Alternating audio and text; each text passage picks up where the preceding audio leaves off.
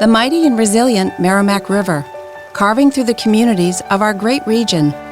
My name is Linda Lorden, proud president of Merrimack County Savings Bank, and like the river that serves as our namesake, we're a constant yet ever-changing presence. Because to us, it's bigger than banking. It's about powering communities and putting people first. It's about knowing where you came from and where you're going. That's Merrimack style. Visit us at themerrimack.com. You know how sometimes things just come together like a jigsaw puzzle? Kind of like it was just meant to be?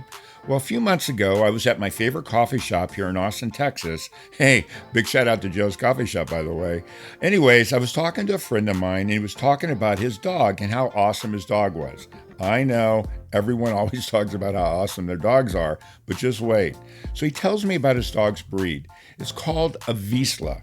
Now, I had never heard of them before, and for you guys that haven't heard of them either, they're actually Hungarian hunting dogs. And Vizsla, I'm not sure if I'm even saying it right, actually means pointer in Hungarian. Now, back to the story.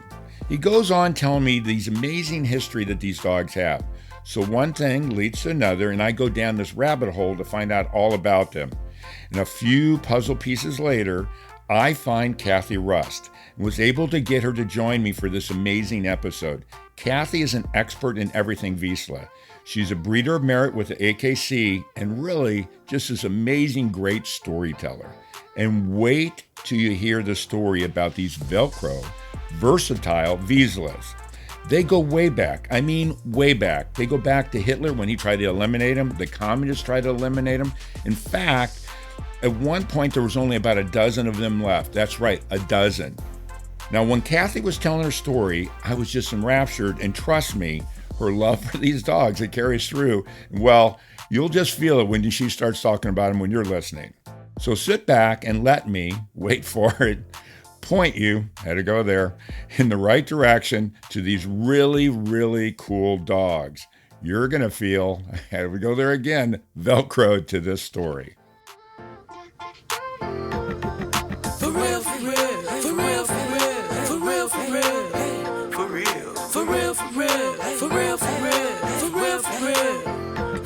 Furry friends and I love them all the same. I'm an animal lover, veterinarian is the name. Let's share some pet stories from heartwarming to strange. Losses and gains, from wacky to insane. For real. You're now tuned in to For Real with your host, Mark Kyle.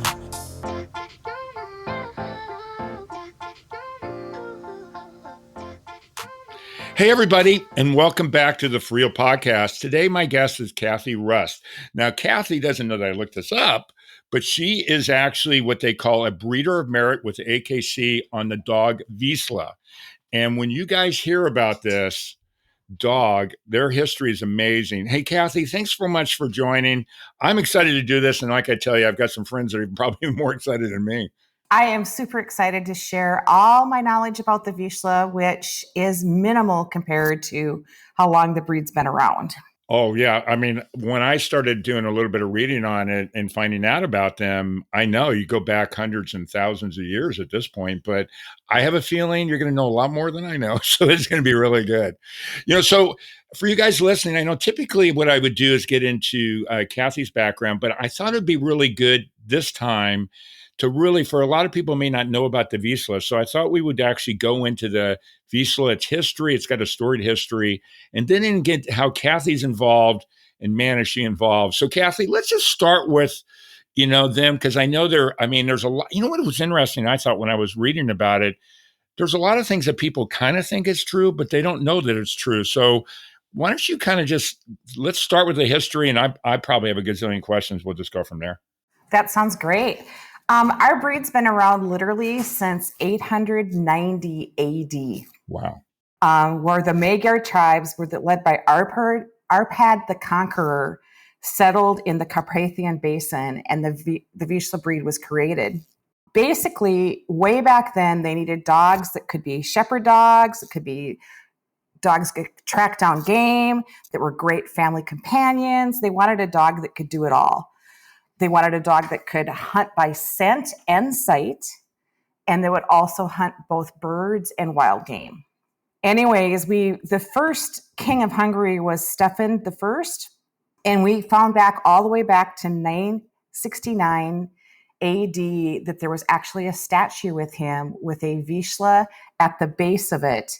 And it looks just like the dogs still look like today, which is pretty amazing. Okay, we got to pause for a second. You know a lot more than you said you did. Let's go there now. This is great. One of the things I read, and I want you to stay on track. I just wanted to add to what you were saying. They were saying that one of the reasons why they had the dogs with these warriors because they could run. They had the speed and strength as the cavalry, I guess, these Magyar or whatever how you pronounce it. I thought it was so cool. Yep. Okay, so I'll let you talk, and I apologize. I'm going to try not to interrupt, but it's just my nature. Nope, you just interrupted all you want because you'll probably get my brain going on some missing tidbits that I've forgotten. Anyways. Or it could be scary where my brain goes, so let's be careful. Yes. So basically, when they settled in the Carpathian Basin and everything turned and all the centuries went by and we turned into modern-day Hungary, the Vizslas had survived all of that. They've been shown through those hundreds of years, through those past 1,000 years, to be on sarcophaguses, to be many, many statues, many paintings, even, ancient tapestries. There were dogs that were very much Vizsla-like, so they've been there forever. I know. Yeah. So if you jumped ahead to 1374 AD, Queen Hedwig of Poland, she actually insisted that her faithful Vizsla be carved in stone to be on top of her tomb. And there again is another example of the Vizsla that looks exactly the same as it did way back then. So one thing I do want to interrupt because what I love about the name Vizsla, even my friend that has one, by the way, DJ, this episode's for you, is it's a Hungarian word for pointer, which I thought was really cool too. It is. Okay. And a lot of people don't know how to pronounce it, so we're just going to cover that right now and say please. Yeah, Vizsla. Vizsla. Okay. And I'll probably say it wrong, but I'll practice. Yeah. Anyways, jumping way ahead from the 800s, 900s, 1300s to the 1700s, people started developing and working with firearms instead of just nets because previously the Vizsla was great because it worked with all the kings and queens and the noblemen to go hunting with because the smooth coat allowed for when the net was thrown over the top of a dog on point with birds, the net didn't get stuck in their fur. Huh, that's cool. Yeah. And then all of a sudden they realized that, hey, these pointing dogs are amazing for us when we started getting firearms, that the dog would go on point. The servants to the wealthy individuals would go in and flush the birds, and there they could shoot them. And so they turned out to be multi-purpose to be able to cross over for all those generations. And they also were very good about being able to track deer and other fur type animals besides just birds, that their nose was incredible for tracking, and they would do a lot of blood tracking too. So let's just jump into ahead and say that the Vizslas were usually for the noblemen and the people of higher class. Right. So there's a fun little thing called Futaki horns. Say that again, please. Futaki? Say it 3 times. No, I'm kidding.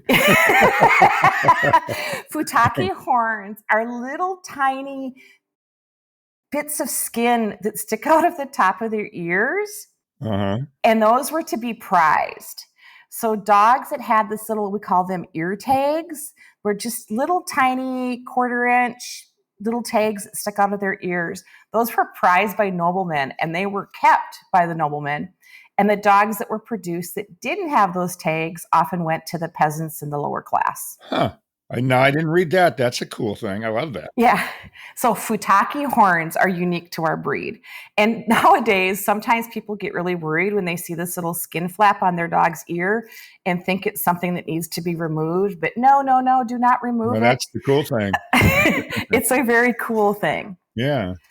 So the Vizslas in popularity were great in the 1700s. And then as the Germans started developing their own breeds and the English started developing their own breeds, their popularity started kind of waning a little bit. Mm-hmm. And then of course, the World Wars happened. And the Vizsla as a breed got completely decimated.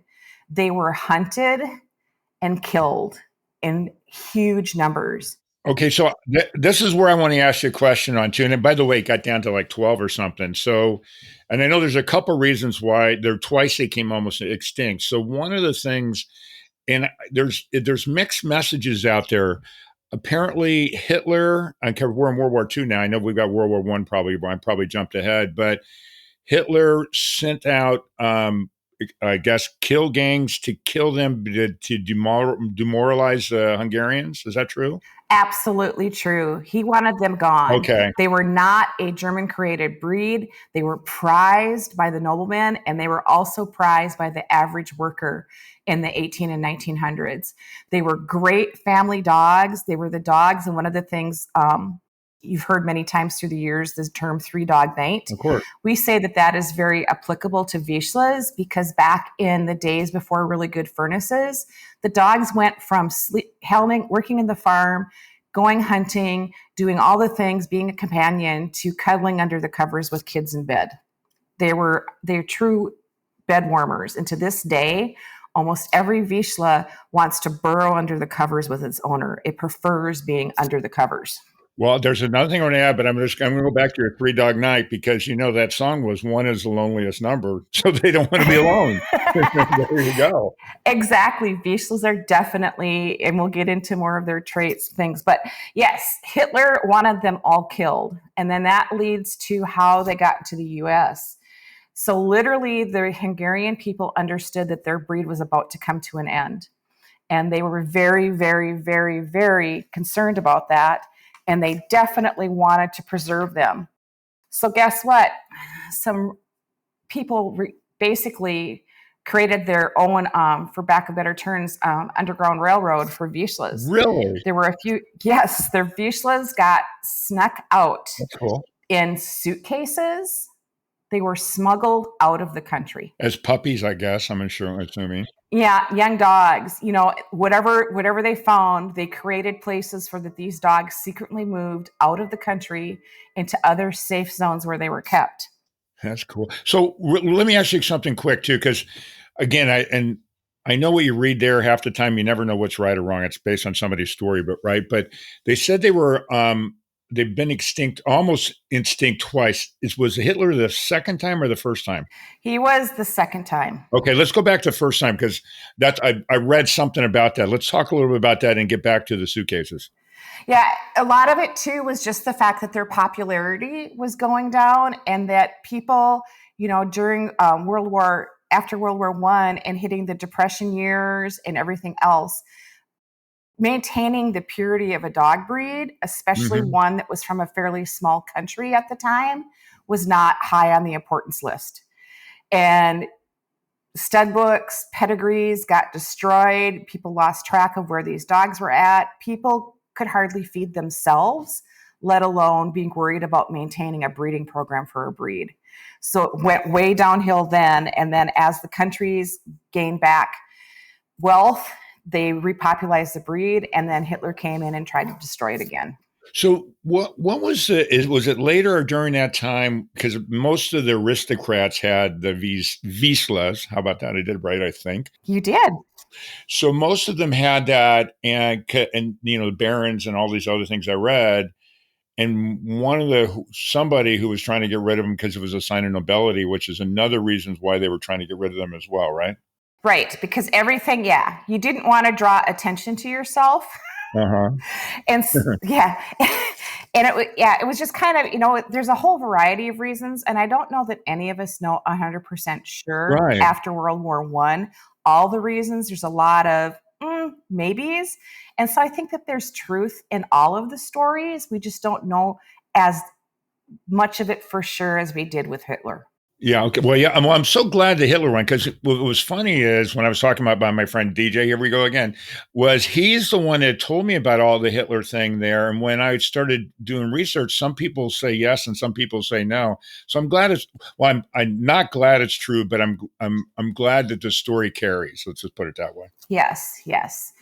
And so, many of those European countries that got invaded and taken over and World War II, they just maintained maintaining breeding programs just was not something that was a serious concern, except for the true people that absolutely loved the breed. So they got smuggled out in suitcases and with other livestock, very few of them. And as you said earlier, approximately 12 were put in safe zones. And that's really maybe up to 20, but that's how many dogs survived. It's insane. Right. And then there was a man by the name of Emmett Scanlon, who in 1950 worked for the U.S. State Department, and he found one of these smuggled dogs in Europe. And he had a friend by the name of Frank Tallman, who was into a variety of different types of breeds in the U.S., and he contacted him. And the Tallman family is from the Kansas City area. And Frank imported the first 3 Vizslas in 1950 to the U.S. 1950. Okay. Wow. So they've been here for almost 75 years. Wow. Right.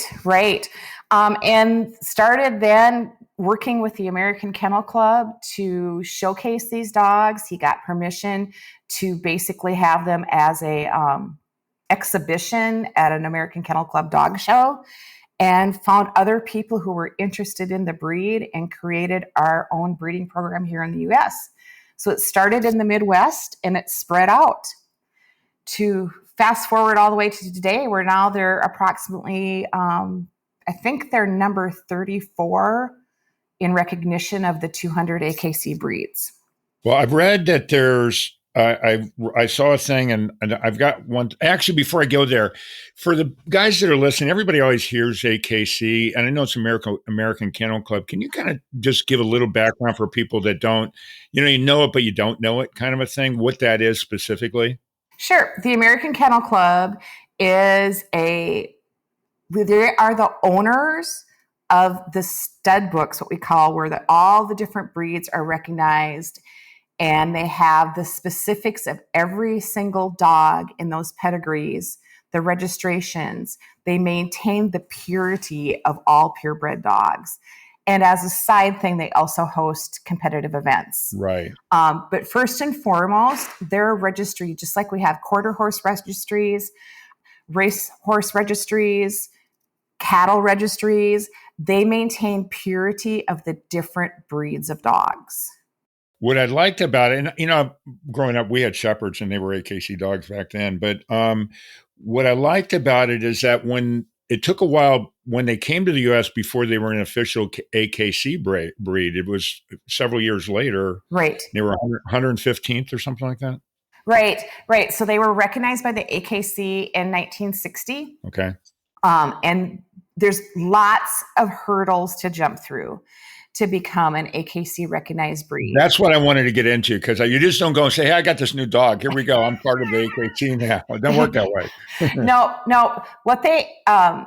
There's an open registry, and they happen to call it the stud book registry, but it's obviously both males and females producing dogs. So somebody says, I want to recognize a breed of dog in the U.S. They have to take pictures. They have to write a written standard describing all the parts and nuances of the dog structurally, movement, its purpose, all those types of things. And they have to keep detailed records of which dog is bred to which dog, ensuring that they're maintaining the same type and style as the written word says, and also its purpose. They do that for multiple generations and keep these detailed pedigrees, kind of your ancestral trees. Right. It's like a family tree. Yep, exactly like a family tree, to a point where they have a number of dogs and a gene pool that's deep in history of likeness. Basically, I don't want to say they're carbon copies, because we all know that they're each individual, right? But they're true to what the words say it should look like. So here's a question for you. So I have a litter of dogs, and they're AKC registered dogs, the female and the male, and all that. But one comes out, it's just looks different. Can that be a one or not? It actually can be, because once speaking of which, I have a Vizsla that's trying to climb in my lap right now for attention. Well, that's one of the things. I've never had one. Everything I read about them, for you guys that are listening, I'm sure you're going to get into this about what great family dogs these dogs are. Yeah, they're pretty amazing. Yeah. You get hooked, and you can't have just one. Just saying. But That sounds like with me with tequila, actually. I can relate to that. So basically, yes, you can have when there's a number of dogs that are registered with the AKC. Basically, at some point, they do what they say, close the stud book, which means that only those dogs that are currently registered and part of it can continue to be bred to each other. So there's always a multitude of other types of dogs that create a breed. Mm-hmm. And if you have, they call it the coefficient of inbreeding. If you have a dog that's in the pedigree and the percentage of times it shows up in 10 generations is fairly significant, you will see traits of that dog that comes through. For example, in Vizslas, because there were some hounds, like the Transylvania hound. Yeah, I like that one. And the Turkish yellow dog or whatever. Yes. The Turkish yellow dog. Yeah, because there were a multitude of breeds that created the Vizsla. And so one of them were hound-like. And they, so you might end up with a Vizsla that has longer than usual ears and might give. Yeah, I heard the retriever too, or something like that, right? Yep. Yeah. They had the Paonian hound, the Transylvania pointer. They had the yellow Turkish dog. So you might have a dog that has a little bit longer than normal ear because it brings its hound ancestry has come to the forefront. Yeah, come back, yeah. So yes, to answer your question in a simple way, yes, you can have an odd duck in litters and still have the litters be purebred. So I can tell my family now that I'm actually purebred with all the weird stuff that I have. So I'm perfect now. Absolutely. I got a pedigree. I'm good. AKC, definitely a dog. But anyways, I'll go over there. So if you're on a train of thought, stay there. But if not, let's go back into the 60s and start moving forward to where we are now. Yeah, in the 60s, once they got AKC recognized, of course, they started competing in field trials. That's where the dogs compete against each other for their ability to find and point birds, their style of hunting, how good their noses are, how they're steady to wing and shot, meaning they stay put when a bird is flushed and shot. They're sent for the retrieve, all those things. Then the breed became very popular after one of our breed won what they call the first place in the sporting group at the Westminster Dog Show. Heron's Tulipan was her name. And she kind of gained the spotlight. And at that point, Eva Gabor fell in love with them. Oh, really? Well, was she Hungarian? Yes. Okay. Yes. And they were in the US and she's like, oh, I need these dogs. And you started seeing them around, but they still weren't super popular. They became more popular to begin with our hunters and our people that like to compete in field events. Then they started crossing over because they were so smart. They became super popular in the 70s, 80s, 90s for being dogs that could do it all. Right. They loved their people.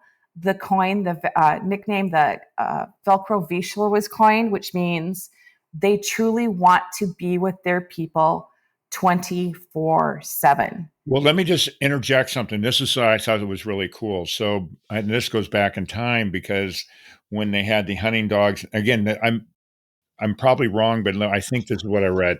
So back when the aristocrats, they would they wouldn't go into the kennels. They decided they were in the house with the family. They were family dogs. They go, I'm not a kennel dog. I'm a person dog, which I love. I thought it was just the greatest thing ever.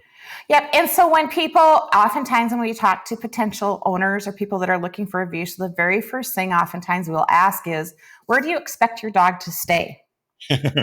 And because they won't do well in a kennel run attached to the garage, they truly want to be with you. Right. And irritatingly for some, lovingly for others. I think that's awesome, personally. They want to almost be touching you all the time. My husband swears that when we got our first Vizsla in 1986, that he has never went to the bathroom by himself again. That's funny. So they do. They want to be, when you're cooking dinner, they're laying across your foot. When you're sitting on the couch, if you let them on the furniture, they're cuddled up next to you. Their favorite place is to be between people, but they truly want to be with you all the time. They're up for whatever. They're a breed of dog that has energy and excitement. They're a dog that is agile and quick. They're very cat-like. They can jump from a standstill to the top of your counter once until they realize that's not something they're supposed to do. Yeah. They're inventive. They're very, I think I said this already, cat-like. But they are a breed of dog that is so smart. They need to be exercised both physically and mentally. Well, here's a problem I see with you. You really don't like that dog, do you? You don't like it at all, do you? I can tell. Yes. They truly, they have taken over our lives since 1986.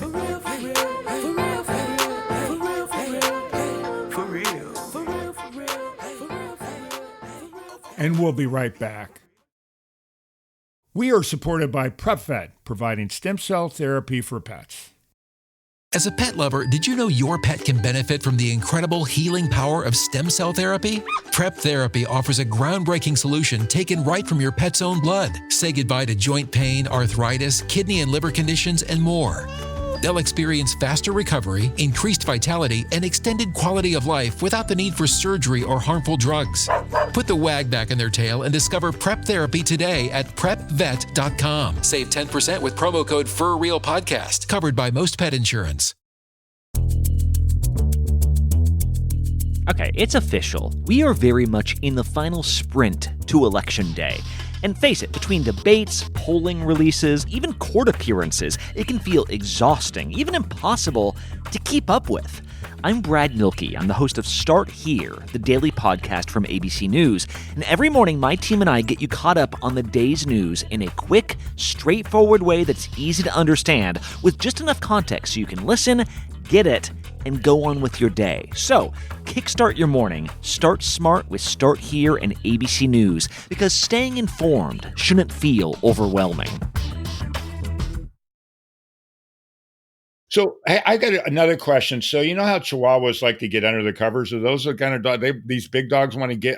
One thing I read too is that they're the smallest of pointers or hunting dogs. Well, they're almost. Okay. The Brittany is also considered a pointer, so Okay. they're a little bit bigger than the Brittany, but they're the smallest of the smooth-haired pointers. Okay. So when you think of smooth-haired, we'll just list them off. That would be your Weimaraner, your German Shorthair, Mm-hmm. those breeds. They're the small, and the English pointer, yes. I've got like a dog. I call her Mexican red dog, but they think she's part of these things called feral hounds, kind of like the Egyptian pharaohs. Mm-hmm. She's kind of like that, but a little bit of everything. But back to my question: do they want to get under the covers or just be on the bed?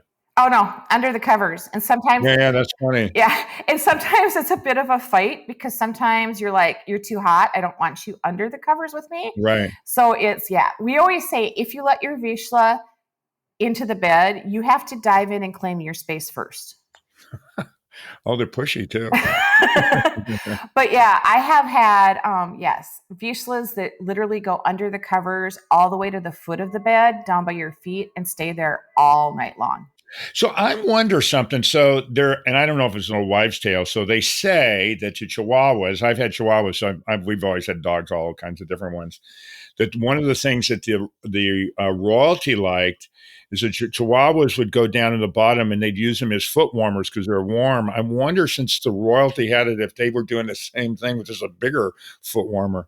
Absolutely. And especially when you think about, the 13, 14, and 1500s, when the lower classes started getting more of these breeds, how wonderful they were to climb into bed with 3 little kids. Right. Yeah. That's cool. Yes. No, there is not a Vizsla out there that doesn't want to be cuddled under covers. And there's a type of dog bed out there called a cave bed. They are Vizsla's favorite bed because they literally go underneath the covers of the cave bed, and that's where they curl up. It's cute and funny at the same time. Yes, yes. But Vizslas are a breed that can do it all as long as you give them an outlet to use both their brains and their energy. So I always tell people that they're a breed that needs to explode Right. for about 20 minutes a day. They make great New York penthouse dogs. They make great living on 1,000-acre farm dogs.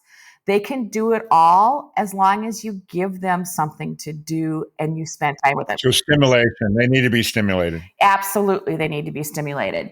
And it could be just doing brain games with them, doing where they have to find something in the house, or teaching something. I do a lot of, I compete in a lot of different events with my dogs, and they make fabulous detection dogs, doing scent work.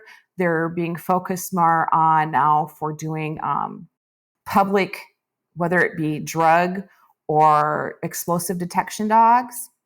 Oh, I read some of that stuff. I'm glad you're bringing it up because I made notes, but I haven't even looked at them since we've been talking. But they were involved in 911 at the towers and a bunch of other stuff too, which is really cool. They are. We have search and rescue dogs, cadaver dogs. Basically, a Vizsla can do it all. Not only are they called the Velcro Vizsla, they're called the versatile Velcro Vizsla because they are truly a breed that no matter what sport or activity you want to do with them, they can do it. In fact, a Vizsla was the very first quintuple champion in the AKC of all breeds. Oh, I wanted to ask about that one too, because there's two firsts. It was the first triple champion and the first quintuple. And I want to get into what those are, but I have a question for you that I just thought about. Can you tell everybody what their color is first? And there's a question I have for you after that. We call their color golden rust. Right. Because of the area when they're hunting in the falls and you think of what the grounds look like in those fall colors. Yeah. So they can go from as light as a bread crust, never as light as like a yellow lab. You should never think yellow, nor should you, and then they can go as dark as a deep golden rust, more on the rust side, but they should never be as dark as an Irish setter. Okay, so here's my question. What do you think it's going to be? I'll bet you do.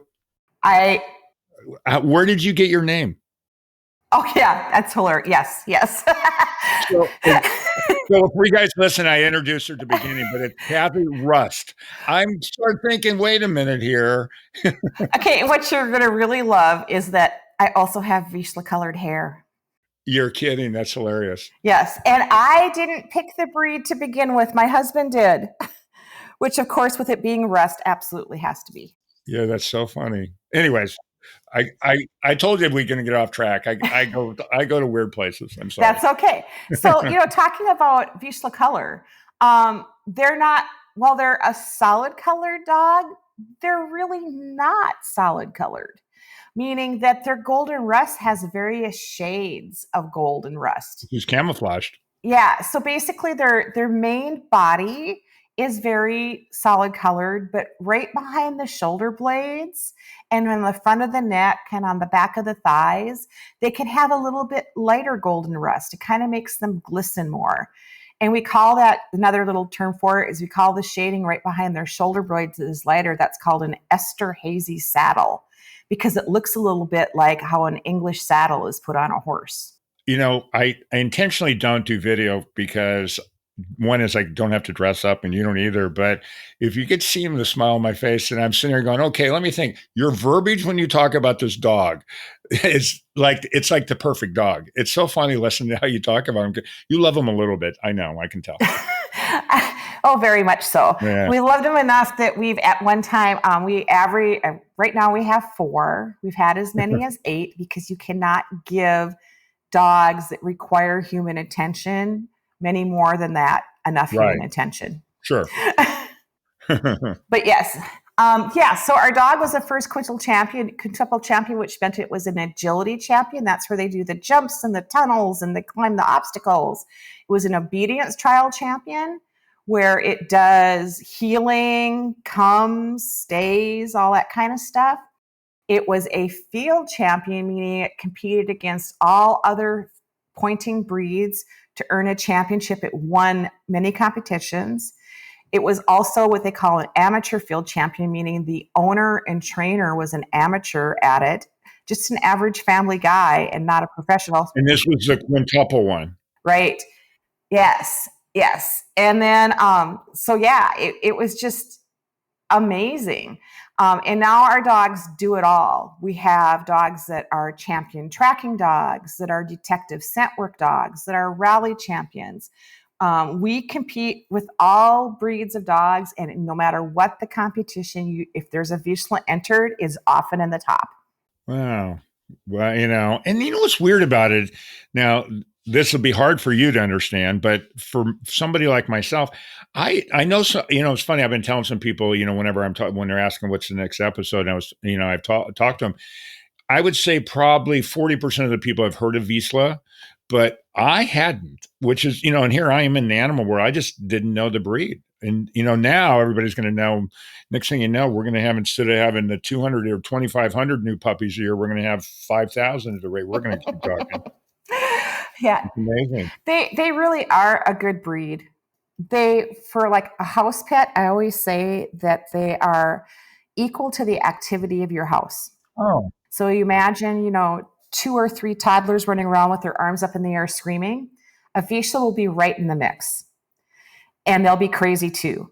And then if your house is really calm, they're probably going to be laying on the couch next to you or on their dog bed on the floor next to you. And they're just chill. If our dogs can get that explosion time every day, they're happy just being in our presence. Sure. Are they good like watchdogs for like if somebody's come to your house and start barking or that, or how are they with that? Again, I always say that this is what you want because some people don't want their dogs to bark. I don't. My dogs definitely alert.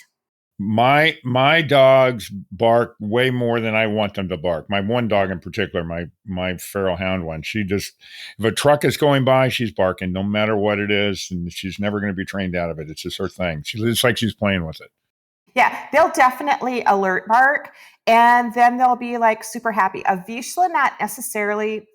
They can range in temperaments from needing to take a minute to assess their situation to mauling the person with overjoyous licks and wiggles from the minute they walk in the door and everything in between. So, what about loyalty to some dogs are really protective of their family. Are they loyal or are they pretty much open to guests coming and things like that? I would say that for the most part, they're open to guests coming. So they're social dogs. They're very social dogs. They're a breed of dog, and not all breeds can do this, that they like to have parties with other dogs. They enjoy being with groups of dogs. They enjoy playing with groups of dogs. They're not, like I said, they're not always, some breeds of dogs, like you don't want to introduce them to strange dogs. Yeah. Of course, you have to be careful and you have to, learn dog language and stuff. But for the most part, they're go with the flow dogs. Wow. You sound like the perfect dog to me. What else are we missing? Because I want to get into your background too, and how you got started when you were 13 years old. I read a little bit. I dug into you. Anyway, Russ lady. Anyways, but is there anything else we can always go back to anybody else that's listening that we want to tell them about? I think that when you work, you should, whenever you're thinking about getting a Vizsla, you really need to work with a breeder that is as curious about your background as you are about theirs. Yeah, that goes across the board in anything, though. It does. And there are various lines of Vizslas. Some are more bred for more high energy field work where they were going to go for a longer period of time, and others are bred more for companionship. Just make sure that you do due diligence when you're looking for any purebred dog. I'll just put a foot stomp on that, and try not to just do everything via internet, via stagnant text messaging, emailing, or whatever. Always talk to the person you're getting your dog from, because they should be super concerned about where their puppies are going. And by talking and having two-way verbal conversation, you'll get to know each other, and hopefully they will find the absolute perfect puppy for you. Well, that's awesome. I mean, it's exactly what I think it's just responsible dog ownership as well as the people that are breeding the dogs. That just being responsible. Yeah, absolutely. That's my thought process on it. So let's get into your background because I know you started doing some stuff when you were 13 years old, I think is what I read. And let's get forward in how you became the Rust Vizsla person. Let's just go into it a little bit. I literally got my first dog the day I was born. Wow. Literally. My dad brought home a puppy for the family. Mom said it's time to go to the hospital. That's hilarious. Yeah. And she was with me. And believe it or not, she was a mix of two purebred dogs, a Siberian Husky and a Basenji. No idea how that one happened, but it did. Anyways, yeah, so she was with me through high school. So when I was in junior high, we actually had a St. Bernard and we used to board her at a kennel. And I did a lot of work with that St. Bernard, did a lot of grooming and stuff like that. And the person that owned the kennel, he raised competitive, best in show Cocker Spaniels and Shih Tzus, and he offered me a job. And I started working in the kennel with him, learning all about dogs. From there, literally, after had Cocker Spaniels and things, and then my first introductions to Vizslas actually happened at that kennel. A family had come by and knocked on his door late one night with this litter of Vizsla puppies and said that there was a family emergency and that they couldn't care for the puppies. So he took them for him. And when I went to work with my husband, because I was working there still part-time after I was married, there was this litter of Vizslas. I didn't even know what they were. My husband picked one up, looked at me and said, "I want this." Oh, that's what I wanted to ask is how he found the Vizslas. He saw the litter of puppies at the kennel. He picked up the Vizslas, said, "I want this," and this came home with us. And that started it all. Yeah, so it's his fault. It is fault. Yeah, it is his fault. And what year was this? That was 1986 that we got our first Vizsla. So you've been doing it not quite 40 years, 38 years 40, or whatever? Yeah. Yeah, wow. Right. So let's get the history and how you end up being the AKC queen. I wouldn't know if I call it that. That's kind of probably expressing it. Well, of course, my competitive edge, I really wanted to learn about it since I was involved in AKC sports with other breeds and at the kennel. I started researching the breed, fell in love with what I learned. We got our second dog, which turned into our third dog, which turned into our fourth dog. And just through time, due to my animal husbandry background from the kennel and stuff like that, I got into breeding. And I learned as much as I could. And I'm a person that has a very scientific brain. Mm-hmm. And I always want to know the whys and the hows. And I wanted to continue to breed true to the standard. And I did. I'm proud to say that just recently, just a few weeks ago, our 175th champion finished the championship. Again, AKC queen. Yes. So yeah. And so then I got talked into becoming, it's transitioned through the years where I've been a board of director for the Vizsla Club of America. Currently. You know what? Pause there for a second. We didn't talk about Vizsla Club of America, and let's keep your thing there. So tell people that may be listening how they can look them up and stuff like that as well, because the website's really informative, but I don't know a lot about them because they were, when they first got introduced, like in, I guess in the 1960 or whatever, is that when they became an organization? So when a breed becomes recognized by the American Kennel Club, there has to be what they call a parent club. And a parent club is the club that is all things that breed. So for us, it's the Vizsla Club of America. They are the caretaker of the breed.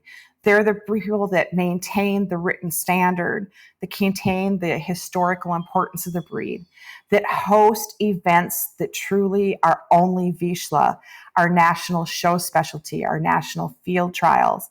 They take care of rescue in our breed.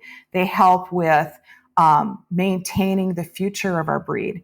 Part of the Vizsla Club of America is we have an offshoot called the Vizsla Club of America Welfare Foundation.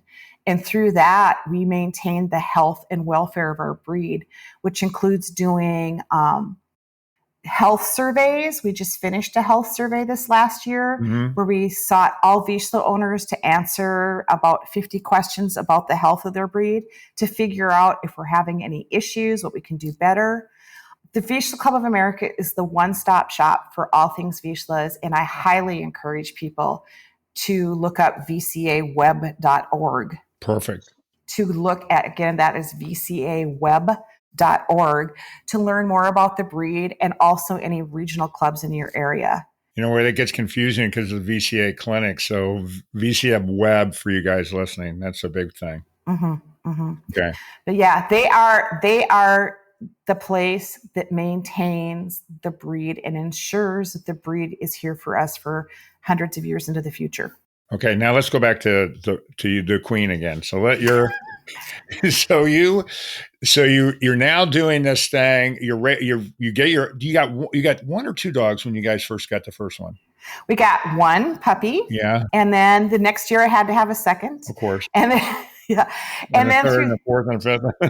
Yes. And so like I said, we've never had more than 8 at a time. I have been blessed with people that have gotten puppies from me that have done amazing things with their dogs and allowed me to work with them to maintain a breeding program and to ensure that we keep the health, temperament, natural ability, and looks of our breed the way that they should be.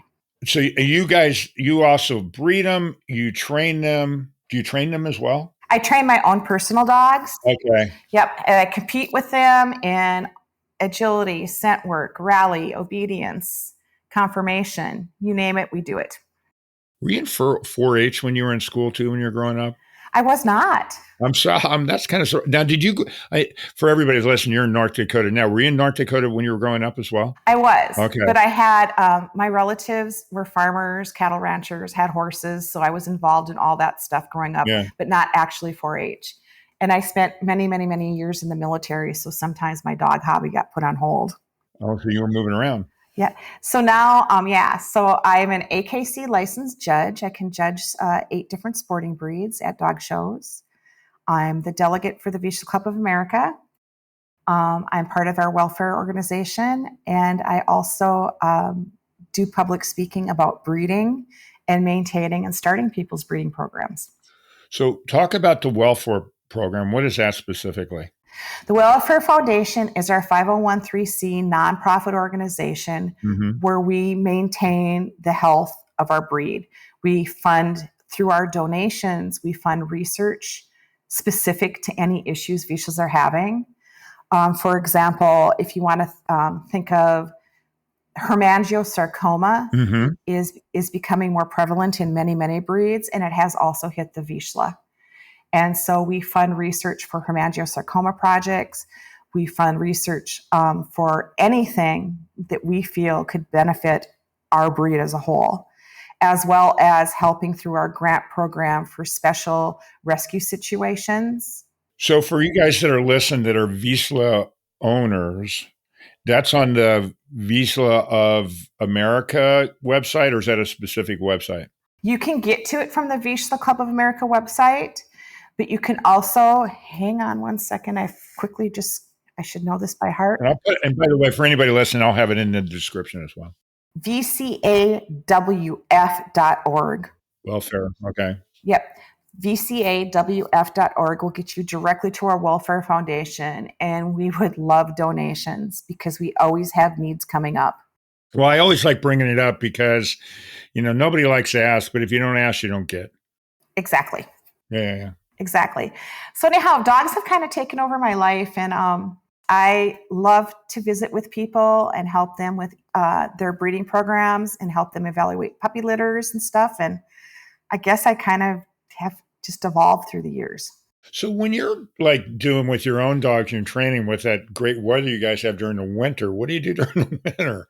It's so cold up there. That's why I said that if you can also exercise your Vizsla by using its brain. Okay. Puzzles. So you can do puzzles. You can play hide and seek with them. I'm lucky that I live in the country and we have an actual outbuilding that's 45 by 60 that I can do stuff with them in all winter. Do people in North Dakota, like the Canadians, play euchre all the time too? Not as much. Okay. I would just figure because you guys get so bored because you can't go outside. It's, So that kind of brings up with the Vizsla. A lot of people are very concerned that they won't do well in cold weather. They are amazing. Even though they have a smooth coat, as long as they're in motion, they're fine. It's when you go on a slow, casual walk, or they're not going to be able to expend enough energy. Well, they'll just need a dog coat and maybe some booties, and they'll be fine. well, it sounds like they're really muscular too. So they're, if they're strong and they're doing a little bit of exercise, that warms everybody up anyways. That sounds like what It does. It does. Okay. What are we missing? What have we gone? Because I want to make sure we cover everything. I think they're not the right breed for everybody. But if you like a dog that always wants to be with you, that you have to be as smart as, or not smarter than that, or as smart as, or even smarter than the dog, they may be the right breed for you. Once you have one, guaranteed you're going to want another one. I am so thrilled that I have been breeding dogs long enough that I now have grandchildren of the original people that got puppies from me, third generation buying puppies. So here's a question, because it's funny. I did an episode that it was out last week on miniature pigs, and it was really interesting. And one of the things that she was telling me is that the pigs are really social, and they prefer to have another pig with them. How are the Vizslas by themselves as a solo dog? They'll do fine. They'll adapt to anything. I always think that they do great in pairs, but many, many, many, and a majority of Vizsla owners only have one. And again, if you include them as part of your family, they will be so happy, especially like you're taking the kids to a soccer game or whatever, even just going for car rides with you. Mm-hmm. They just want to be part of the group. That's cool. They make amazing hikers. They are great for people who like to jog and take a companion with. They'll do anything that you ask them for. They'll ride on the paddleboard. They'll sit in the canoe. They're amazing. I used to here goes me down my wormhole. So we used to live on a river. I live in Texas, and so a river here, we call it the lake because everything's got to be bigger in Texas. But we had an Airedale, and we would put we put an inner tube that had a bottom in it, but we would put that Airedale loved going right in the inner tube behind the boat. That was her thing. She just wanted to it sounds like a Vizsla would be perfect for that. Oh, absolutely. Absolutely. I grew up in a house that had a swimming pool, and our first Vizslas, when we go over there, they would just sit in their own inner tube and float around the pool. I'm going to send you a picture when we get done today of two of my dogs. I had another different kinds of dogs. I had a Chihuahua mix, something or another, and another dog that we don't have any idea what that dog. We got into Mexico and brought her back, Nellie, and they're sitting on chairs in the water just hanging out. That's what we did too. Same thing. Absolutely. They just love it. Like I said, they truly want to be with you all the time. Okay, so we're kind of winding up. Let's get everybody all the different social media, everything you guys have, and then we'll get to my favorite time when I have to cringe and you're going to cringe, where we can tell a joke. But let's get all your stuff out there, so while people are still listening, so we can get that out for everybody. Yep. So if you do on Instagram, we're #VersatileVizsla. If you go to our websites is the best place to do it. You'll see all of our various social media links. We're the Vizsla Club of America on Facebook. Just check us out. There's lots of pictures. There's lots of people. If you have questions about the breed, we can hook you up with people that you can talk to, events that you can go visit. Take an opportunity to learn more about them in person. You guys should own Velcro Vizsla too. Yeah. You should. I would. Absolutely. Link it to all your things, because obviously I'm not going to forget it. No. Okay, so now for everybody listening, this is my favorite time where we get to tell the silly animal joke, and I actually talk Kathy into telling one, so I don't feel like the knucklehead I feel every time. So Kathy, what's your joke we have for today? I have to preface by saying it's the very first joke my grandpa taught me when I was a little girl. Best kind ever. Yes. There were 9 cats in a boat and one jumped out. How many were left? There are 9 cats in the boat and one jumped out. How many are left? None. They were all copycats. Oh, I actually like that one. I like that's better. Tell everybody that listens knows that's better, way better than the ones I always. So I actually love that. That's the perfect one. Anyways, for everybody else out there that's listening, please, I'm always looking for people to call in with jokes. You can email me at mkyle@forrealpodcast.com. If you want your kids to tell the jokes, because obviously we're grown-up kids, but if you want your kids to tell it, you've got a relative or you've got a joke, or if you've got a great subject like the Vizsla, like obviously I didn't know anything about them, but if you've got something you think that would be really good for your audience, I promise you, anybody that emails me, I always get back to you. And I would really appreciate it. Keep following, keep listening, pass the word out, do all those things. But lastly, Kathy, thanks so much for listening. It's been a pleasure. And you knew way more than you said you did. And now I know where your name came from. But really, really, truly, thank you so much for being on. And then for everybody else out there that's listening, really, truly, from the bottom of my heart, thank you so much for listening, for real. That concludes this episode of For Real with your host, Mark Kyle. For previous and future episodes of For Real, listen via all major podcast streaming sites.